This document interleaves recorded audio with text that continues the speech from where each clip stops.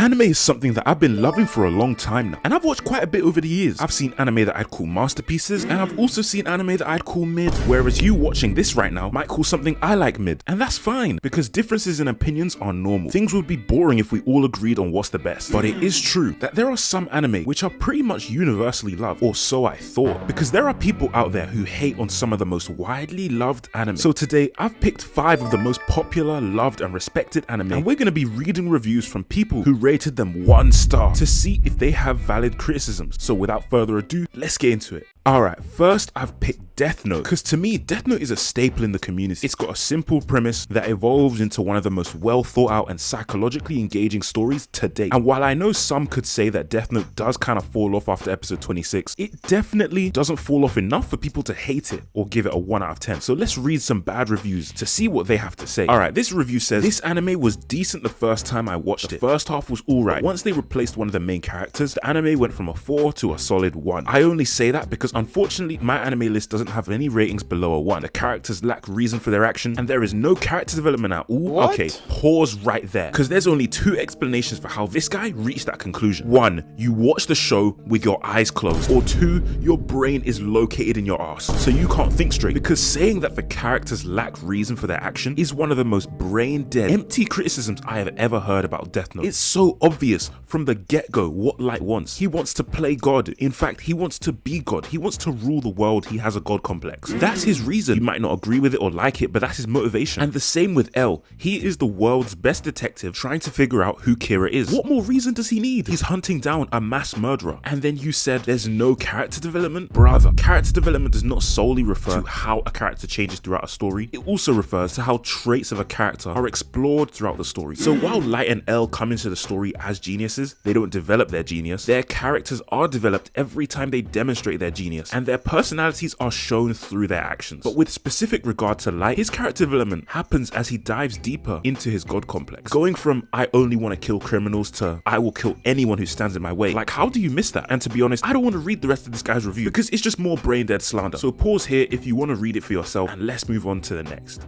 Alright, next up is Fullmetal Alchemist Brotherhood. FMAB to me is another staple in the community and has for a long time been a first pick recommendation for me to new anime fans, because it has a great plot, great main cast, great world building, great fights, and there really isn't much to criticize about the show, which is why it shocks me to find there are plenty of 1 out of 10 reviews on my anime list. So let's read one of them. Okay, this one says, Fullmetal Alchemist Brother is a straight up mediocre show. I came into this anime so excited. I would always hear people say it's a masterpiece or it's the best anime of all time. It's even the highest rated show on my anime list. I was hyped and ready to see what the show had to offer. However, I was immensely disappointed. The show is so overrated, it's unbelievable. It's so corny and ridiculous. I'm convinced only children enjoy the show. During serious fight scenes, there are always bursts of unfunny comedy that is just straight up cringy. There is no sense of suspense or nothing that keeps you engaged in the story. The characters are lame, especially that annoying crybaby talking robot boy. The music is meh, the animation is decent for its time, but I mean wow, the show is so corny and it's obviously targeted towards little kids. Corny does not mean bad though. However, the anime tries to be serious and corny at the same time, which just completely ruins the show's atmosphere. This is by no means a masterpiece and should not even be in the top 50. Attack on Titan is 10 times better. I cannot believe the amount of people that overrate this kids show. Okay, first of all, saying that the show is targeted at children is not a valid criticism, because shonen animes are made typically to target ages 9 to 18, so it's no surprise that they're gonna weave in comedy and jokes here and there, which does not throw off or ruin the vibe, because you can literally say that about any shonen. They all do it. In fact, Attack on Titan, the same anime you glazed at the end, did this in season 1 a lot. So I don't know why you're picking and choosing which anime are allowed to make jokes that kids might find funny. If you don't want jokes at all, just watch seinen anime instead. But then you also say that the show has no suspense that keeps you engaged, which is just wrong. Let me give you an example. Shao Tucker is still one of the most discussed villains from Fullmetal Alchemist Brotherhood and frequently comes up in conversations around anime's most evil villains / fathers. And he was literally only in episode 4. So you're telling me that this show isn't engaging or suspenseful when it managed to craft a very well remembered villain in 1 episode? Come on, who do you think you're fooling? If it wasn't engaging from the start, we wouldn't remember guys like this. But your most heinous criticism in this review is hating on Alphonse for no reason. Describing him as a whiny crybaby is crazy, because in reality, he's just more emotionally intelligent than most characters. He lost his whole body, but still fights for others and puts others before himself. He is a well-written character, so I give this review a 1 out of 10. Let's move on to the next. Alright, the next up is Code Geass, and of all the anime in this video, I low-key think this one has the most haters, because Code Geass has one of, if not the best ending ending in all of anime, but season 2 is a bit all over the place. It's kind of a car crash, and I expect any low rated reviews will mention this. So let's read stuff. This person says, this show is just all around bad for me. I want to like it, but there's nothing to like. The story was amusing. I love the idea of large scale kingdoms fighting for each other using real life settings, but they lost me when they introduced mecha. This was a huge blunder to what I was hoping for with this show. Lelouch is an interesting character,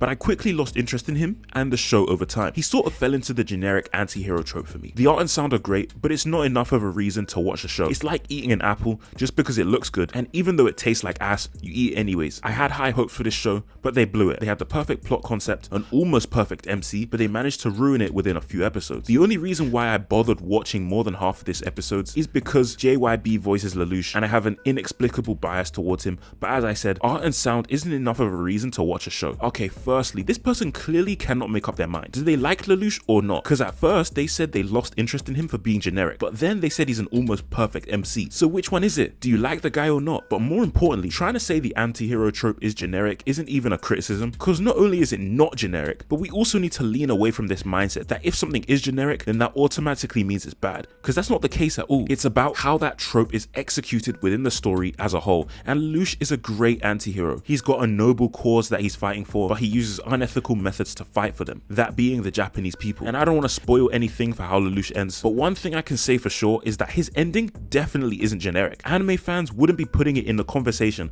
for the best ending of all time if that was the case. But secondly, you say that the story lost you when they introduced mechs, which is kind of weird to say when the mechs are just used for fighting. They don't have much to do with the plot, and I get that mech fights aren't as cool as regular fights in anime. Me personally, I'd rather watch fist fights over mechs any day, but to say that the plot blunders just because they use mechs is pretty ridiculous. You might as well write off the whole genre of mechs as a whole. But to be fair, this review was pretty tame, so I guess I won't hate too much. Let's just move on to the next. Alright, next up is Hunter x Hunter, and I'm not gonna lie, Hunter x Hunter is one of those anime that nobody really hates on, because I've genuinely never seen anyone hate on Hunter x Hunter. It's a perfect show in my eyes, so I'm excited to read a low rated review and see what they have to say. Alright, this person says, disappointment the anime. There are some anime with concepts or characters doomed to fail from the start, but that is not the case with Hunter x Hunter. However, everything it could made wrong, it was made wrong. What? It takes the award of how much screw up it made with its concepts. Each arc consistently feels different and distinguishable from one another, which is good, but it also consistently has a lot of build up to a very disappointing end. Every conflict is solved by the dumbest reasons, which can be unpredictable, but unpredictable bad in a sense of how they will ruin this arc this time. Problems are solved by luck,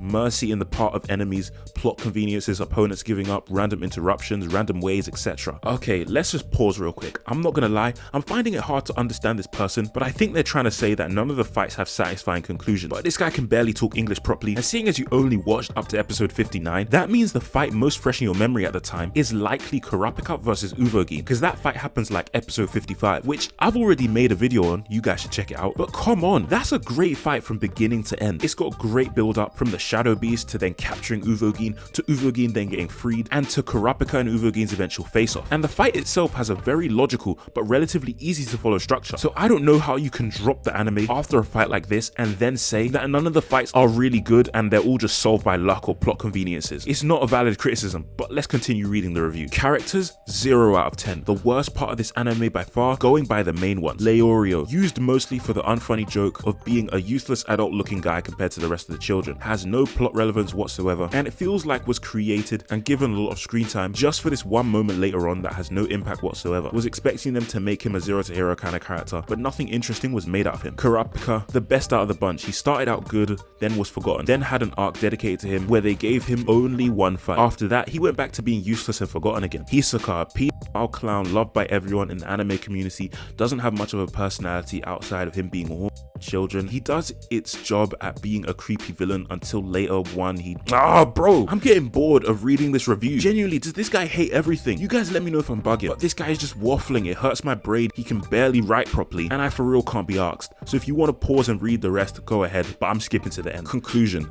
I gave it a 3 out of 10 rating, but that feels too generous. I'm struggling to find any positive points to justify it. The first ending was fire, the character melody was very well done, and the Kurapika arc had a good concept but was handled very poorly, at least started decent. Okay, I don't know how you managed to give it a 3 out of 10 when you gave the story a 2 and the characters a 0, it's really not adding up. And the York New City arc was fire all the way through. I don't know what you're talking about. To be honest guys, I think this review is just rage bait. It's so poorly written and it feels like it was written by someone who just wants to be different for the sake of it. So let's just move on to the next. But lastly for this video, I've picked Demon Slayer because even though it's not a classic or as good as the others on this list, I still think it deserves a spot because it is by far the most talked about and most loved anime right now. So let's read a review. This person says 2 out of 10. It's just animation. Villains are shit. The protagonist is a door and the only thing that works in this crap is Zenitsu and Inosuke. It's a generic battle shonen with slightly above average animation. Ufotable does better with Fate. There's nothing more than that. The script is crap and the dramatization is hilarious for being too bad. Worst of all, the fanbase forcing this shit like it's the best anime in the world because of some scenes with colored lights. Get out of the bubble and stop forcing this generic shonen like divine animation because of colored lights. It gets to be very funny because the fans just force the animation of this shit and there's nothing to talk about other qualities. Alright, never in my life have I ever heard or read anywhere by anyone that Demon Slayer's animation is just slightly above average. But you know what they say, there's a first time for everything. But does that make it okay? No! This person is crazy if they think that animation is just above average. They also say it's a generic battle shonen, which I mean, hey, fair enough, the story might not be the most well written or in-depth piece of fiction ever produced, but you have to acknowledge that some people simply prefer enjoyability of a show over the writing. I mean, look at what Solo Leveling did this year. That show basically has no plot and yet it's one of the most loved anime right now. And that's not me hating on Solo Leveling, it's just a fact. And why do people enjoy it so much? Because they like to watch flashy fights and see good animation. There's nothing wrong with that. For example, most people would probably rather watch Yutaro vs Tengen